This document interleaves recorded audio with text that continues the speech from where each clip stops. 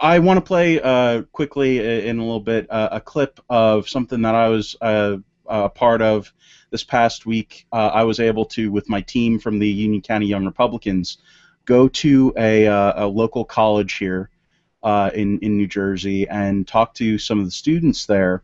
We had an informal public opinion poll that we did while we were trying to promote our relaunch event on Thursday. Um, we went and we talked to some of the students and we asked them a series of questions, and they were just questions about what are your top issues, where do you get your news sources from. We asked a few of these sort of questions that are innocuous enough, could be from a news source or from anybody. We didn't inform them immediately that we were from the Young Republicans of Union County. It really doesn't impact things too much. But the last question that we ask is, what is your impression of the Republican Party? And we got some really interesting answers, some interesting responses. It's one of those things that I don't recall ever seeing anyone do something like this. Not that I want to brag too much about it. I don't want to pat myself or my guys on the back too much. But when you see these man on the street type interviews, you normally see questions that are meant to confuse and or make the person look silly. That's not what we want to do. We want to ask some real questions, honestly, get some real honest answers. And we got some interesting results.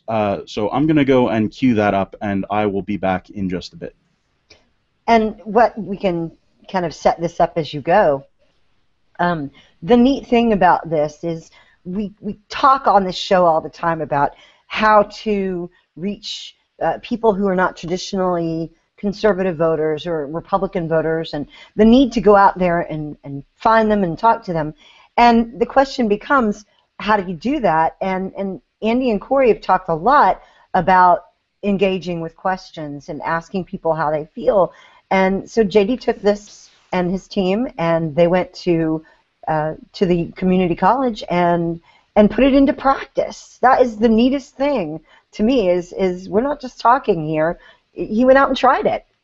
That was really interesting to me that they were honest enough to say to the interviewers, I don't really know enough to answer the question. I thought that was actually, you don't get that a whole lot. You don't get the honest humility involved that's required to say, I don't know enough to really answer that question. Because when people get older, they feel like they have to make something up. What really struck me, besides their honesty, which you've already brought up, was how all of them were responding with what they've heard. None of them are responding with what they know.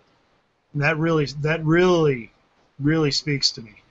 Absolutely. When they're absolutely just repeating something they got somewhere else, and then they encounter someone from the Republican Party, they seem to me, just looking at these few people, they seem to me very open to the encounter with these young Republicans. That's a foot in the door to me.